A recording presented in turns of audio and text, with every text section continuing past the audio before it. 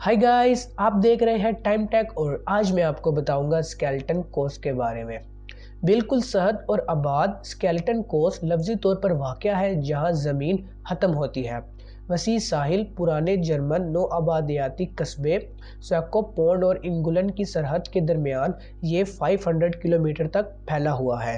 ये नाम बहुत ही मशहूर और ताकतवर है और ये साहिल भी बहुत मशहूर और ताकतवर साहिल है। ये जानवरों की हड्डियों से माहूज जगह है जो कि वसीओ अरीज हिस्सों में बिखरी हुई है। आपको यहाँ हड्डियों के साथ साथ बहरी जहाज भी मिलेंगे जो यहाँ सदियों से दबा पड़े हुए हैं। सैको पॉन्ड में adventure tour operators Skeleton Coast के जनूबी हिस्से के साथ दिन भर के सफ़र का एहतमाम करते हैं और शिकारी साहिल पर घूमते फिरते रहते हैं। स्केलेटन कोस्ट नमीबिया के बहर ओकियानोस के साहिल का शुमाली हिस्सा है और इंगोला के जनूब में दरियाए कोने से जनूब में दरियाए स्वैकोप तक है।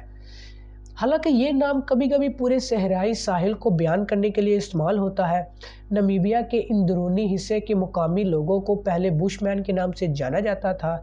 इस हित्ते को कभी किसी ने गुस्से में खुदा की बनाई हुई ज़मीन का नाम दिया, जबकि पुर्तगाली मलाहों ने कभी इसे जहन्नम के दरवाजे का नाम भी दिया था। सर्द बैंगविला करंट साल के बेशतर हिस्सों में घने समुद्री धुंधों को जन्म देती है। हवाएं खुश्की से समुद्र तक चलती रहती हैं, बारिश साजो नादर ही रहती हैं। अगर इसका अंदाज़ा लगाएं तो 10 मिलीमीटर यानी कि 0.39 इंचेस सालाना से ज़्यादा होती हैं और आबो हुआ इंतहाई गैर मेहमान की तरह है। साहिलों पर एक मुसलसल बारी सर्फ है। इंजन से चलने वाले बहरी जहाज़ और कश्तियाँ से पहले के दिनों में सर्फ के जरिए साहिल तक पहुंचना मुमकिन था, लेकिन साहिल से लॉन्च करना नामुमकिन था। बाहर निकलने का वाहिद रास्ता सैकड़ों किलोमीटर तवील दलदल से गुजरता था जो सिर्फ एक गर्म और खुश्क सहरा के जरिए ही काबिल रिसाई था।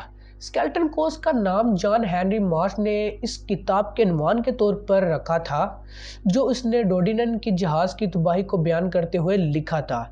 चूंकि ये किताब पहली बार 1944 में पब्लिश हुई थी, इसलिए ये नाम इंतहाई मशहूर हो गया। साहिल को अब आम तौर पर स्केलेटन कोस्ट के नाम से ही जाना जाता है और दुनिया के नक्शे में भी इसको स्केलेटन कोस्ट के नाम से ही देखा जाता है। तो उम्मीद करता हूँ कि आपको ये वीडियो अच्छी लगी होगी। अगर अच्छी लगी है तो लाइक कीजिएगा, कमेंट कीजिएगा और सब्सक्राइब करना मत भूलिएगा।